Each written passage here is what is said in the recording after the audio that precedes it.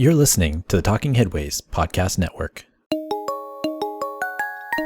This is Talking Headways, a weekly podcast about sustainable transportation and urban design. I'm Jeff Wood. This week we're joined by Jaime Benavides and Marianthi-Anna Kioumourtzoglou of Brown University to discuss their new paper showing how community severance by road infrastructure and traffic has led to more mental health related hospital visits in New York City. Stay with us. Today's podcast is brought to you by our super amazing and kind Patreon supporters. We appreciate you all keeping this show and Mondays at the Overhead Wire going. To join this merry band of bus riders, bus drivers, and chupistas, go to patreon.com/theoverheadwire. $2 a month gets you some stickers and a handwritten note sent with a cool train station stamp. $10 a month gets you one of our transportation scarves. And if you want to just give a single $1 a month, you'll be able to get the podcast with 0 outside ads or podcast recommendations in Patreon. We'll leave information in the show notes about how to get the show in your podcatcher. We'll also recently put up some bonus material, including audio of my first ever e-bike ride, and have a weekly free post from our newsletter intro, so check it out if you haven't already. And speaking of scarves, get your heavyweight bus and bike scarves. You'll definitely need one for you, your friends, your colleagues, just to show everyone in that city hall or legislature your advocacy in clothing that won't get taken by security on the way in. If you want to get one of the bus or bike scarves or the lightweight bike scarf for hot climates, visit theoverheadwire.com or support us on Patreon.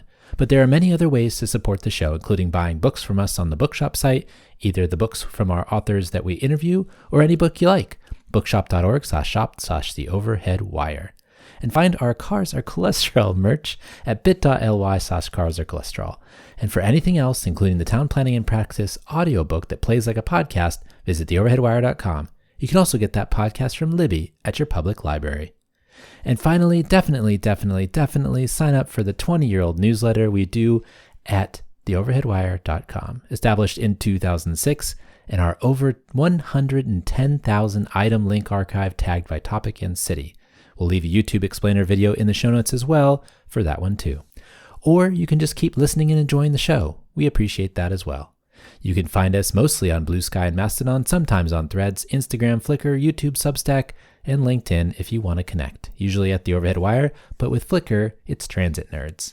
We've got some great stuff coming up for you in our 13th year of the podcast, so keep on listening for announcements on gatherings, but for now, just enjoy the show. Hey everybody, I decided to move this part of my thank yous up from the post-credits to right here smack dab at the start because I do want to recognize the folks who are Dallas tier or higher Patreon supporters. It really helps us out and we super appreciate it. When I get new supporters, I'll update this section, so I hope that happens often. So first names only, but big thanks to Andrew, Ben, Derek, Gabriel, Glenn, Greg, James, Jeremy, Jim, Joseph, Catherine, Mal, Marcus, Matthew, Mike, Nicholas, Abraham, Oliver, Steve, Abby, Matthew, Sylvia, and recently added Andrew A. All right, thank you all very much. Let's get to the show. Jaime Benavides and Marianthi-Anna Kioumourtzoglou, welcome to the Talking Headways podcast. Hi, Jeff. Thank you for having us.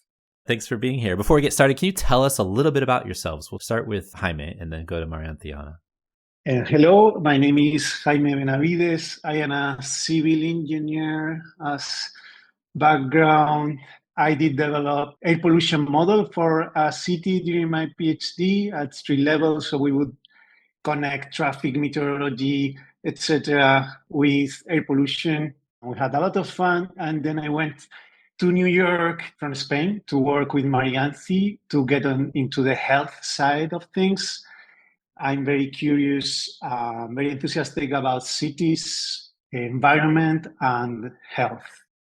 And I'm Marianthi. Thank you, Jaime. I've been working with Jaime now for 6 years, 5-6 years. Yeah. I'm an environmental engineer turned environmental epidemiologist, and I study the impact of climate-related exposures and the urban form on human health. And Jaime and I met at Columbia University, and we are both now at Brown. Awesome. So when did you all get interested in the stuff that you're interested in now? A lot of the folks come on the show, they're, transportation planners or urban planners or scientists of all sorts. I'm always interested how people get interested in the science that they're interested in. For the impact on environmental health, well, first of all, I'm weird in that I always want to do health-related research, even from elementary school. My mom used to say, you don't even know what that is. Neither of my parents are in the field, right? So why do you want to do this? And I don't have an answer for that. But then I didn't get into med school, which was great. Best thing, luckiest thing ever. I went to environmental engineering school instead. And I kept thinking throughout engineering school in Greece is 5 years. For 5 years, I kept thinking, but is the only reason we care about the environment human health? Which is, I know it's very simplistic and reductionist, but then I really wanted to study the impacts of the environment on health. And because of my background, I don't understand what's happening in the human body, inside the human body. So I study the external environment, and that's weather and air pollution. And 80% of people in the US live in cities. That's the urban form, which is something we are all exposed to and can have really detrimental, but also amazing impacts on our lives and our health.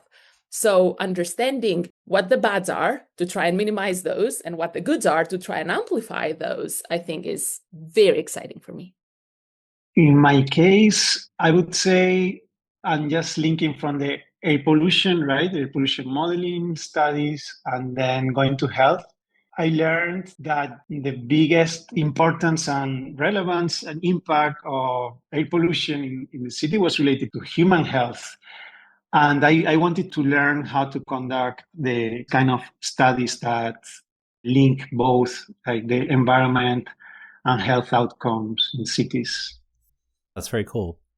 So I wanted to have you all on here because I read a super interesting piece put out by the Brown University in their news section that was based on a paper you all wrote. Can you tell us about the work a little bit and what you found? Sure. So this is a paper that we've been thinking about for a while.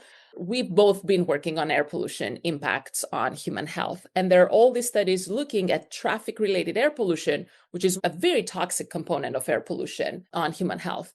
At the same time, we do see in the Western world and in general, a huge shift towards, not so much recently with the current administration, but in general, the past years, stricter regulations on emissions and moving towards electrified fleets. So that, in theory, would mean that air pollution goes down. However, we are still left with these huge highways and the entire infrastructure that was built, especially in the US, that most of it was built after the car, and so for the car. And so I was very interested in understanding the role of the infrastructure itself. Like, let's say you substitute 100 of gasoline or diesel cars with electric cars. So zero air pollution, zero noise. Is our health getting infinitely better? There are no issues there. So he came to me and he wanted to figure out how to quantify that infrastructure, road infrastructure, for health studies. So we sat together. We had several meetings trying to figure out how to do it, and we came up with a way. So this is a concept that originated in sociology, community severance.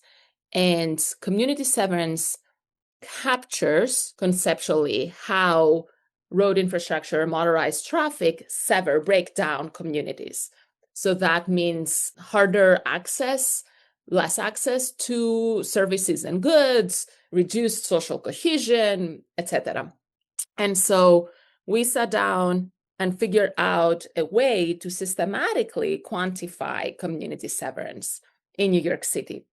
And then that's the first piece of the puzzle. And then we're both independently interested in mental health outcomes in our research. And there is a lot of background saying that many mental health outcomes have higher prevalence in urban cores. So if we have severed communities, and part of what these do are increase isolation, and then at the same time, we have increased prevalence of many mental health outcomes in cities. Like, it was actually surprising that people hadn't tried to look at these two together. So that's what the paper is about. We tried to examine in New York City, so it's a case study on New York City. We tried to examine how community severance, that is the quantification of road infrastructure and motorized traffic, that breaks down communities. What's the impact of that on mental health hospitalizations? That was a fantastic introduction. Thank you, Marianthi. I would like to add that it was also COVID, right? The pandemic. I think, like massively, like society-wise and also individually, thought a lot through how important is space around home, like to do physical exercise, to cultivate relationships, to be healthy. And right after that, I got to New York City. I used to see like this. We now have everywhere SUVs, right? Also in Europe, but all those huge vehicles and all the trucks going through the center of the city, and I don't see that the humans are the same height, right? Like, so also for kids, no? So when you are comparing the height of a kid compared to the huge truck or the big SUVs, for sure that has an impact on this person's life beyond air pollution or the noise, right? Which is a lot. But the fact that the physical presence of roads and traffic, like instead of something else, instead of a park or of a square or just like a very boring street, but with no machines, huge machines that could threaten life, right? So that was like the first observation, but this is that connection between in COVID, this awareness of how important is space for everyone, connected with the curiosity of what is happening in the brain when we are exposed to these machines, and then all the scientific literature from the 70s saying things like in very busy streets with a lot of traffic, people tend to have less social connections with their neighbors. Also interviewing, like asking families like, no, my kids don't play in the street because it's very dangerous, so they are stressed at home and they are playing video games and things like that. Brought us to also try and understand what's going on. I think it's so interesting that, you all kind of lasered in on that specific idea of like traffic severance or transportation severance, because you mentioned, the research and the findings are independent the traffic related air pollution, which has been shown to have impacts, right, on things like Alzheimer's and dementia and other brain health things. And so you mentioned a little bit, Jaime, but I wonder what made you look past the air quality impacts and like laser in on this specific thing that was the traffic and the connections that people are severed from.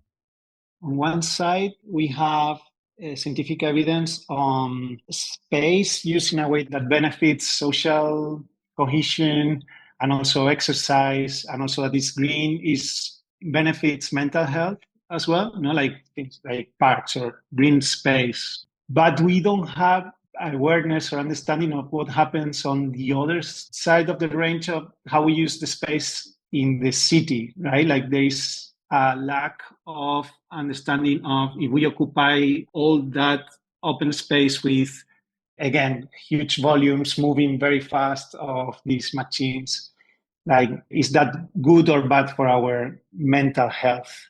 So yeah, it was, as Marianthi said, from my perspective at least, looking beyond air pollution and imagining like if the city would have still the same levels of noise and air pollution but had another use of space, would it be more healthy or not? Exactly. I think it was similar for me. I've been working on quantifying air pollution effects on adverse health outcomes, including depression, Alzheimer's, all of the above. And I started getting a little bit antsy and frustrated in that, okay, we've characterized this impact, but two things. One, and so what? We don't necessarily see the regulations following in the rate that I would have wanted to protect human health. And so how can we then figure out modifiable, intervenable pathways so communities can protect their residents? And the urban form is one such intervenable pathway. That's part of it. The other big part of it is, okay, as we are electrifying our fleet, I will keep saying that the cons of car dependency are not only noise and air pollution, it's lack of physical activity, it's lack of social cohesion and in-person social cohesion. It's very interesting parenthesis, we were talking with a colleague of ours who's from Texas, and Jaime and I both grew up in Europe in very dense, not car-oriented societies, or not so much at least.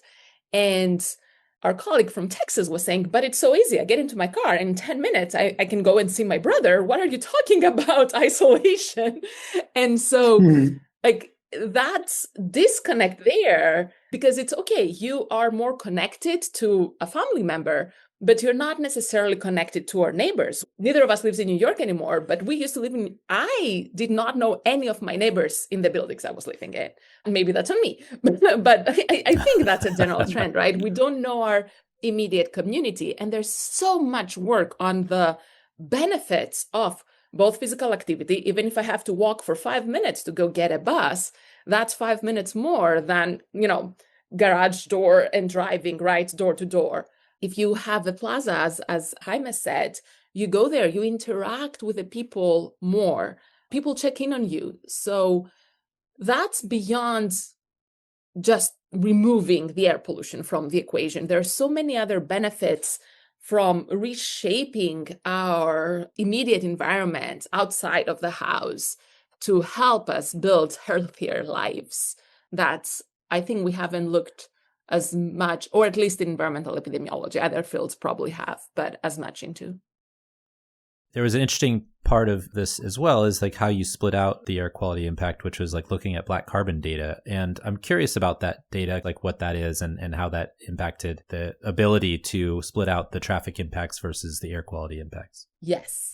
Thanks. So when we started talking, when Jaime came up with the idea of looking at community severance and mental health and came to me and said, I want to do this, and we had the hospitalization data for mental health, my main concern was exactly because of the very big literature on the air pollution impacts on mental health.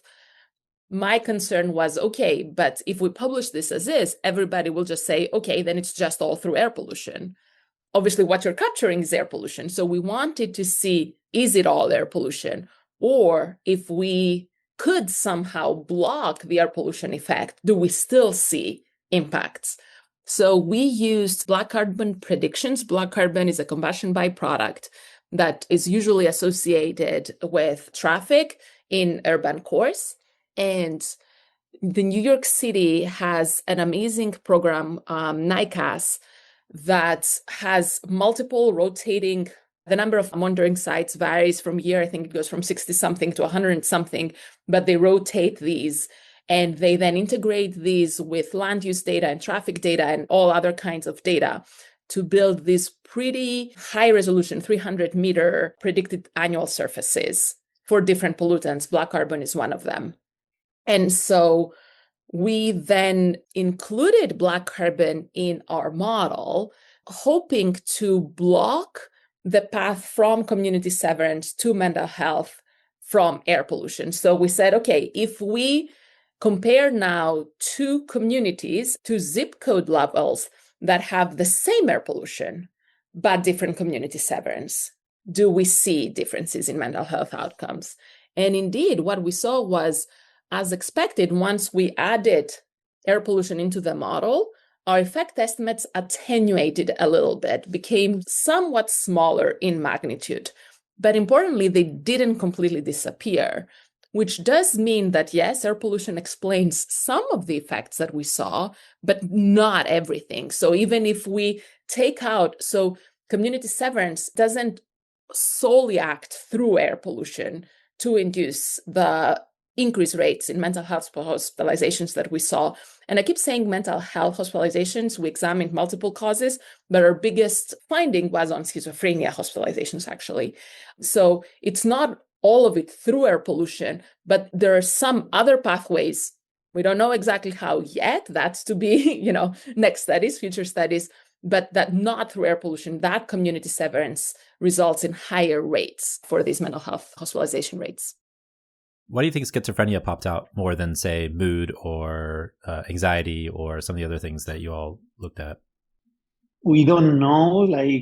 It would be really nice to learn more about that and study more, but we look in the scientific literature to try to understand more about this. And we realize that this social fragmentation that is induced by community severance may already like amplify like the vulnerability that people who have been diagnosed with schizophrenia related disorders may already be experiencing.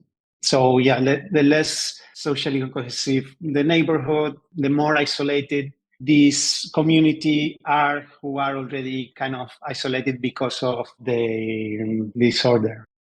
And I will add that this definitely needs more investigation for sure.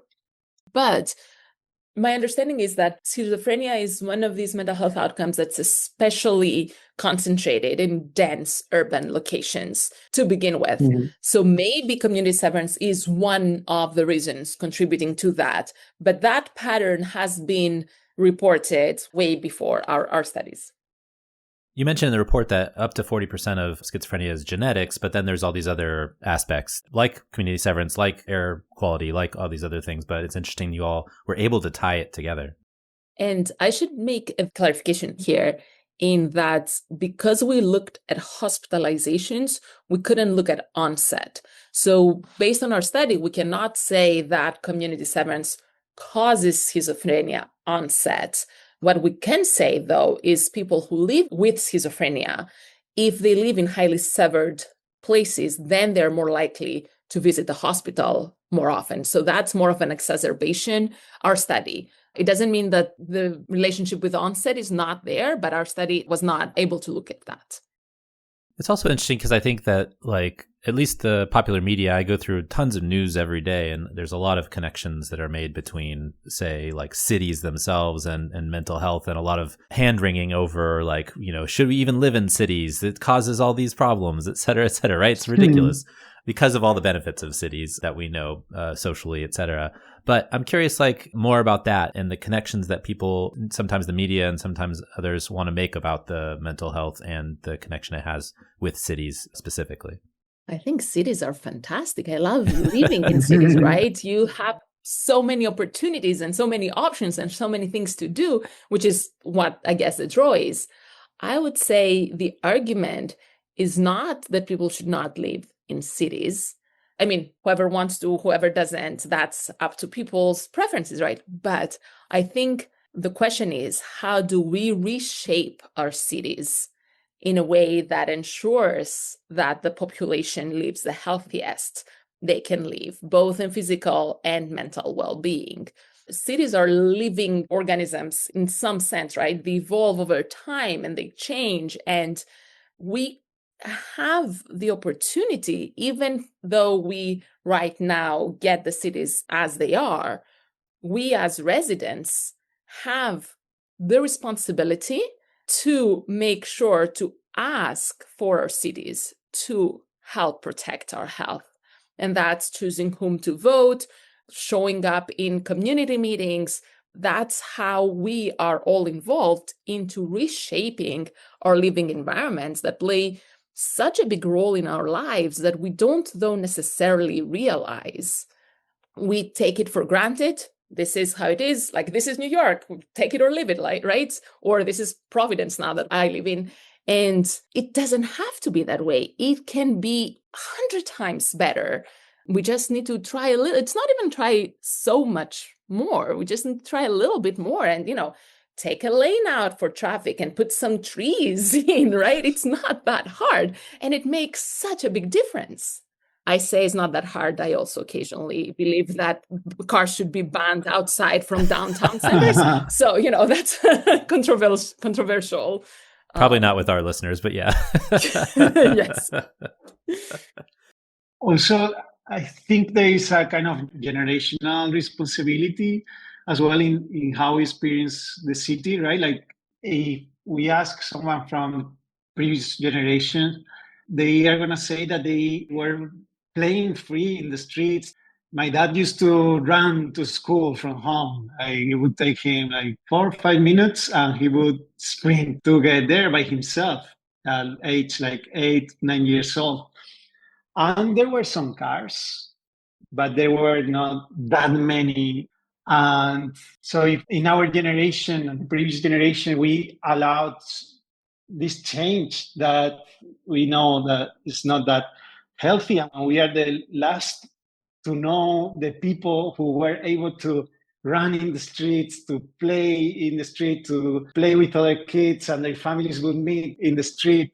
That's a knowledge and a culture that if we like it, if we wanted to survive, we need to work to make it happen, right? Otherwise, in 2-3 generations, it will be gone. Right? It will be in the history books like, where we had kids who would play in the streets, but we will have no one who has ever done it. I'm curious about this second fascinating part of the report too, which is that you are all able to calculate this community severance and understand what the impacts are. Like, how did you calculate it first off? And then what does it tell you specifically? So there, I went to Marianthi, and I had a very deterministic mind. And when I say deterministic, I mean I want to use the physics equations, and I used to use also the chemistry and the meteorology. In this case, we don't care about those, but to create equations that then explain the physical presence of roads and traffic. And Marianthi would stop me and say, Jaime, how many assumptions we are going to need to make in order to build those equations that then they might not be even relevant, because how do we create all of that? Why don't we interrogate the data that we already have for New York City and try to learn what are the main patterns that we can find in the data? And of course, we will have our hypothesis that if what we learn from the data, the main patterns, is aligned with this community severance concept, then we could use its scores, so the kind of the value of this indicator in each area, in each census block group, as the community severance index. Otherwise, we will not be able to use it. And Marianthi and colleagues had been kind of adapting an algorithm from computer vision for pattern recognition. So to recognize learned patterns from data based on, and it was coming from video surveillance, and they adapted it to environmental health kind of data sets. So I was there, it was the moment to use it. So we had to decide what kind of information put into these kind of ingredients, right? The ingredients of the cocktail that we are going to use to then run this pattern identification algorithm, and then see what are the main patterns that this process get. It was tough to decide what kind of information to add, and we ended up with 3 main categories of information. We use information on road infrastructure, things like road density, how prevalent is the road in this area, or also a road traffic activity, like volume, number of cars going through a street. But also we included pedestrian infrastructure, because we thought then when we try to interpret the patterns that we get, if everything is talking about traffic, we may get there is a lot of traffic as a pattern, but then we would not have information on, are we able to walk there? Are there sidewalks? Is there pedestrian infrastructure? So we also added a category on pedestrian infrastructure, data like the National Walkability Index, or also the density of pedestrian infrastructure. And we put them in this algorithm to identify patterns. And what we learned, that there was a main pattern that explained most of the information in New York City. New York City, thankfully, is a very diverse city. It has parts of the city which have huge roads and mainly car dominated, but also there are other areas that are very walkable. So the main pattern identified areas, explain a lot of the variability in the data, 3/4, 70% of the variability of the data. And it had traffic like road infrastructure and also traffic activity, loading in one direction, and then in the other direction, we had a pedestrian infrastructure. So this thing of one direction or the other direction is kind of related to the score of that index would be very correlated with traffic. So high values of the score would only take place where we have a lot of traffic and road infrastructure, and the opposite with pedestrian infrastructure. Right? Like when we have a lot of this indicator, it would mean that pedestrian infrastructure there is very low, the presence of pedestrian infrastructure. I'm just fascinated by it because you mentioned specifically in your research that highly severed neighborhoods concentrate like environmental stressors. And that's super interesting to me, as in the past, we've talked about work like Dr. Manuel Pastor's at USC, who used this GIS environmental justice screening method where he kind of mapped out like where these environmental justice centers are. And so the more stressors you have, the redder the map gets, right? And so I'm interested in those types of things because I've used them before, but also just like thinking about if you have these barriers like traffic and roads that concentrate these specific stressors even more, you get these negative impacts and they kind of compound on each other. And so I'm fascinating how this aggregates with a number of other different like data sources where you can tell people, hey, we understand that this specific zip code or this specific block group or whatever the geography is has issues, or there's more prevalence of schizophrenia. And why is that? You know, when you look at the traffic patterns, when you look at like the amount that people can or can't get out of their neighborhood. And I just find that fascinating to make those connections between environmental justice and the things that we know just like intuitively are an issue, but now you can calculate them. Quantify them. I will add to this that when it comes to transportation, that has been historically and structurally in the United States the case. Highways are not randomly distributed in the population. They, like the example of Robert Moses in New York City again, right? They were on purpose placed in certain location, displacing certain populations. So there's this structural element that inherently binds community severance with a lot of other environmental justice issues that we see. And a big part of it is historically structural. And you're right, if you have community severance, that means you have cars, that means you have higher air pollution, that means you, by definition, have a lot more asphalt that gets much hotter during heat waves. That means you don't have a lot of green space to reduce the heat, give shadow, give opportunities for physical activities. That means you have more flooding because you don't have the soil to, right? All these things compound on another. And then you add isolation and broken down social cohesion and all that. So as you said, this, if you think about it, kind of all makes sense. And we're just starting to quantify the community severance role. Like there's a lot of work in environmental justice. So I'm not saying we are starting that by any means, right? But we're not just trying to figure out the role of community severance in environmental justice. Ben Goldfarb recently wrote a book called Crossings, and we had Ben on the show to talk about it. And it's all about, you know, the migratory patterns of animals and how roads cut into that, right? And so thinking about humans as animals, that mountain lion in LA a couple of years back, exactly. Right? Yeah, he talks about that, the lack of genetic diversity. And so the mountain lion had problems with his genetics. He couldn't pass along because he was stuck in this circle of highways that he randomly crossed. And so I just think about the connections there because humans, we are animals as well. And so these roads are not just impacting the migratory patterns of elk or anything along those lines, salamanders or whatever it might be. You know, the roads are impacting our social cohesion as well. And so I find that kind of an interesting connection. It also impacts people's, you know, social connections to their community. I mean, we also had Dr. Mindy Fullilove on the show to talk about her books. And one of her most popular books, Root Shock, talks about if you remove a human from their community, what happens to them, right? And so I feel like this is not just removing people, it's actually like penning them in. And this is a kind of a metric to show how the penning happens. Exactly. Mm-hmm. Yeah, I would like to add that, for example, with adolescents now, there is an issue like they have increasing prevalence with mental health problems like anxiety or depression.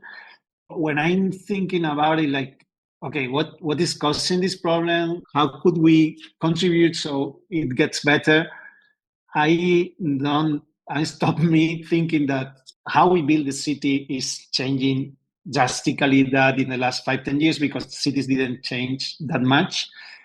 Things like the social networks, mobile phones, like how we are, everyone like losing our ability to concentrate or to focus, and especially for adolescents. Like what I would suggest in that concern related to mental health is that cities could be places that are more competitive against these social networks, video games, like that potentially they could bring more interest and attention to these young generations than will lead like city changes. So for sure, it has an impact also in their lives. A negative impact is, for example, community severance. We haven't studied that yet, but it may have also an impact. But I think in the positive side of things, it could be very beneficial also to them. If cities are more fun, more attractive, we can all enjoy more our street and the neighbor's street. So people may tend not to spend that much time looking at a screen, right? I mean, my daughter knows every playground within a 5-mile radius of our house, right? Here in San Francisco. And it's amazing how if you're and I grew up in a suburb where we could bike everywhere, but if you are tethered to a place where you need a car or you need a driver, like your parents, you don't have that ability, or you can't do it by yourself when you get to the age of which you want to. And so I think that's really important. And that's a really good point, Jaime, about kids, because in the city, in a place where they have access and they can cross roads or they can get to places where they want to go, the world is their oyster. They can do all kinds of stuff, and the parents are free as well from the need to chauffeur, the need to helicopter, as it were. So I find that really fascinating. And I'll add here that it does also build healthier habits if the kid has to walk. Like, I don't know how many kids today walk to places because they have to be driven, right? So it's very different from having to walk to my soccer practice or having to walk to whatever after school activities I have. There's the issue of safety. Is it safe even if I can actually do it? So that's a whole other issue. But I think it builds a general healthier habit that hopefully stays afterwards. Whereas if you grow up driving everywhere, then all of a sudden, if things change, then that's weird, right? You cannot just all of a sudden decide, yeah, I'll walk 10 minutes to take a bus for the first time when I'm 45. Another thing, like not just kids, but like older adults too. I mean, in the report, you talk about people 65 and over. And I think with our silver tsunami that's coming here, at least in the United States, I mean, there's the baby boomer generation is aging into that cohort. And so there's all kinds of risks of people getting stuck at their homes, losing their social connection, social isolation. I mean, this is all over the world as well. They talk about a lot about it in the UK. I know specifically about social isolation and fixing those problems, but this is an issue that you guys talked about in the report as well, is the older than 65 and the groups that are aging into that cohort. Yes. And two things here. One, I absolutely agree with you. I say this is a sample size of one. It's my grandmother. In the winter, she's in the city with my mom. In the summer, she goes in the village. Completely different person. She's 94 now, 93, 94. And she started to have some dementia or cognitive decline. And the change, like the drop in the city, that she cannot see people, she cannot go outside herself, right? Versus in the village in the summer that she's out in the garden, people can visit her, she can visit people, she has many more interactions. Like, again, one person, we cannot generalize that it will be beneficial for everyone, but the change is so drastic. In our study, we did look at people below and above 65. Unfortunately, hospitalizations for mental health disorders among people older than 65 are not that very common. So we did not have large enough numbers. So for some of the outcomes, and Jaime, correct me please if I mess this up, it was for mood and adjustment disorders. We did see that the point estimates were larger among those who are older than 65, but they were very imprecise. So we would need a larger study to be able to better quantify those effects, or ideally not hospitalizations. We would probably need to have symptoms, data on symptoms or things like that to be able to capture, because hospitalization capture the most severe cases. But if I have a flare of depressive symptoms, I won't necessarily be hospitalized, right? So I think we're missing that. And that would have made even more of a difference when looking at age groups. You also talked about some of the medical mechanisms for this. I mean, the increases in stress and inflammation. I wonder how that ties to the built environment and specifically some of the severance of it all. So the impact of general psychosocial stress on mental health outcomes has been characterized pretty well. And I will admit I don't fully understand the biology behind it. But what I can comment on is on the impact of community severance on psychosocial stress.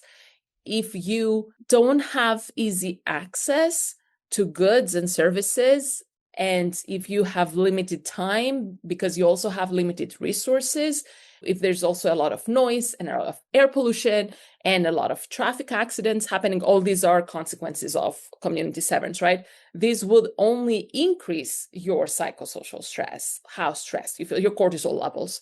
So that then has downstream consequences. I would like to add that both schizophrenia and depression share this stress pathway, right? Like both are typically experienced with also high stress related like symptoms. So it's also difficult to differentiate between both of them. And anxiety, right? If like stress and anxiety, I would imagine are, It also connects to me like the ideas, and we've talked about these on the show a bunch, is like transport insecurity and food insecurity and the connections between being able to access things, whether that's people or places or healthcare or whatever it is, or food for that matter. And then food is health in its own right. And so the connections that can be made. And so a lot of the insecurity research is showing that, you know, a lot of the problem is because there's not a connection. It's disconnected. People are disconnected from these things, whether that's grocery stores are too far away or you're required to drive and you don't have a car. And so you feel ashamed or embarrassed to ask for help or a ride.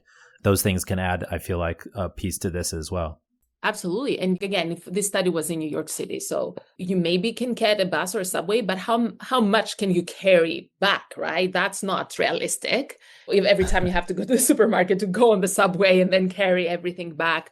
And it's not only food, but it's also a healthy food, right? Because you may have access, if you live in between highways, you probably have access to a lot of junk food, but that only promotes mental health issues because of the connection of nutrients and mental health. So it's not just accessing any food, but especially healthy food that tends to concentrate in, unfortunately, different areas than, highway crossings. You're absolutely right about that, yes. Anecdotally, New York City had this amazing program of having fruit stands in healthy food deserts. And I think, I'm not sure about what I'll say, but I think they haven't changed those in a while where those are. And I used to live in Battery Park City and I had a Whole Foods right there and I had a healthy fruit stand right across the Whole Foods, which was so it didn't make any sense in the entire parts of the city. And if you see Jaime's maps, community severance there is very low to near zero because it's all very nice and walkable. And then if you see other parts of the city with high community severance, then they have zero access to any healthy foods. And that's not okay. We talked about compounding things earlier. That's exactly what that is. What was the most interesting thing to you that you found from writing this paper? For me, honestly, was the air pollution aspect of it. Going into this, I was thinking, okay, I'm humoring Jaime, but it will all be due to air pollution. And it wasn't. And for me, that was, Jaime, sorry, I don't think I've ever told you this, but to me, that was the most eye-opening moment. For me, that was the wow moment. For me, it was to think how complicated mental health is, and also the brain, right? Brain health. Also, neuroscientists or like psychiatrists they know a lot about brain, but there are also many, many things that are not known. I've been exposed to mental health issues, and it's so convoluted, and it gets more and more convoluted, and it's that difficult to ameliorate or to change things. So then what I thought was like, I don't think this is going to have much connection. So I do see why we need to study this. It's potentially important, but there are so many things that are important, like poverty, right? Or like how the social environment is, or trauma, or also nutrition, like many other things, right? So community severance, I don't think it's going to have any association. We are not going to see anything. And then when we saw this signal and we were adjusting by all those other factors that we thought that had a connection with mental health, but still we would see some link between community severance and mental health, that was for me the wow, yeah, that there is something here.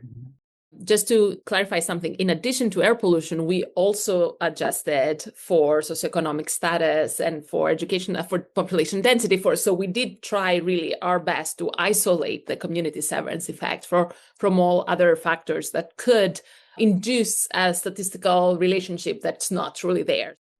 I mean, that's what caught my eye, was the connection to the community severance. And it's something that, in planning and in the space that we run in and on the show, we talked about like the impacts of roads. I mean, I talked about Ben Goldfarb, and we talked about the impact on animals themselves. But it's something that, the social isolation, the impacts to health. I mean, we've talked with a number of folks about mental health, about physical health, about the connections between transportation and policy and all those things. And so when I read the piece in the Brown News site, I was like, oh, well, this is new. This is interesting because it's different, and it's not necessarily air pollution that is the specific tie, even though it's still a part of it, obviously. But it was really fascinating to see you all do this research and come out with something that was new and novel and exciting. Thank you. And I will say the fixes don't have to be we don't have to just start taking down highways. That'd be great, but that's not realistic, right? But Jaime and I have gotten into a habit when we're in places that are very clearly severed, we send each other photos. And I was in a neighborhood in New York City once. There was a highway, but it was elevated. And there were just random cars parked right beneath it. It was hard to cross. And all that, it's space that could be so much better used for the community. The space is there. We don't have to take over the highway necessarily, but that space, and there's so many spaces across the country like that, could be repurposed for community purposes. So small starts, small steps. We don't have to necessarily, burn all your cars. Don't burn air pollution, but, get somehow rid of all of your cars. But there are small steps that we can start with to see how that much improves our lives. Yeah.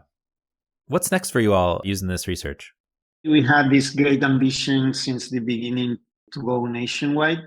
We want to see also what happens in other cities. I tend to study one city and then another city because I love to get like detailed, but then also we can learn many things looking at several cities at the same time.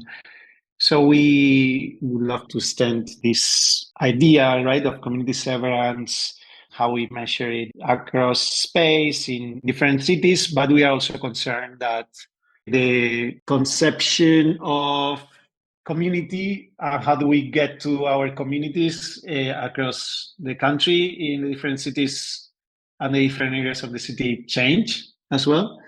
But yeah, working more on this and learning from different cities, different places. It would be great to collaborate with people from different cities that we don't know and go there and interview people and put together some data and work on it. And also look on the mental health side of things and potentially look at also other environmental exposures, like what happens when you have like a lot of heat, like very, very high temperature, extreme temperature. And also you have community severance. It could, like, older people reach the grocery shopping, or do they have enough visits, like things like that. Do they get more stress? Do they use the street? Do they find the shade? Yeah, things like that. But in general, to try to contribute and make healthier the places where we live.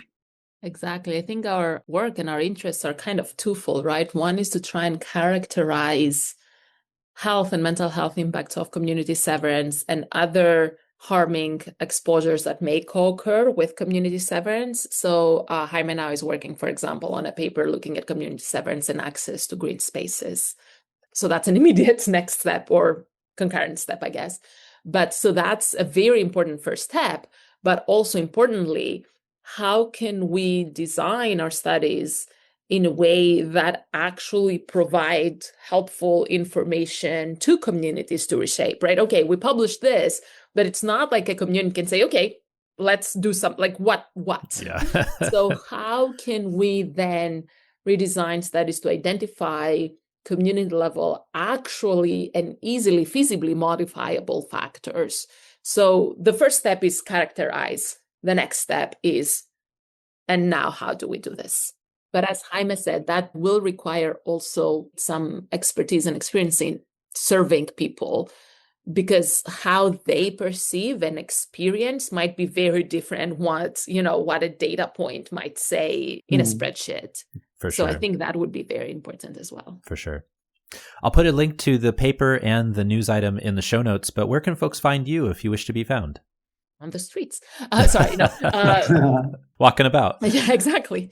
So we are at Brown University. Our emails are Jaime_Benavides@brown.edu, and mine is Marianthi_Kioumourtzoglou@brown.edu. But apparently, if you just Google Marianthi-Anna, there you go, you can find me.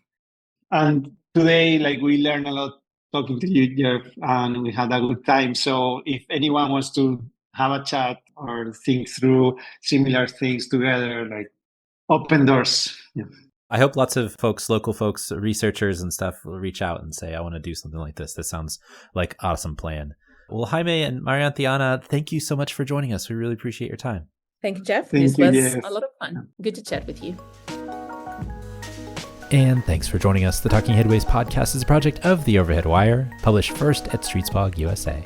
Thanks to our wonderful Patreon supporters for sponsoring this week's show and Mondays at The Overhead Wire. Find us at patreon.com/TheOverheadWire. You can sign up for our 20-year-old newsletter as well and find everything else, including multiple ways to support the show, at TheOverheadWire.com.